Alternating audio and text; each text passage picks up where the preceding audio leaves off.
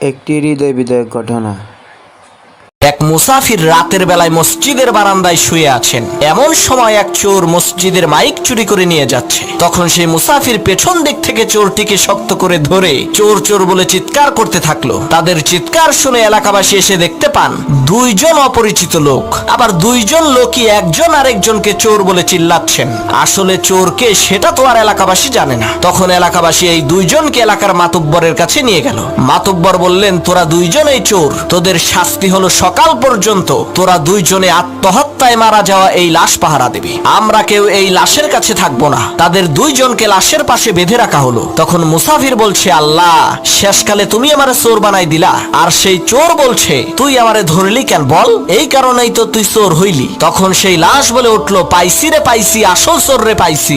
লাশের কথা শুনে চোর আর মুসাফির প্রচন্ড ভয় পেয়েছে। তখন লাশ বলে উঠলো, আমি মরি নাই, মরার ভান ধরেছিলাম আসল চোরকে ধরার জন্য।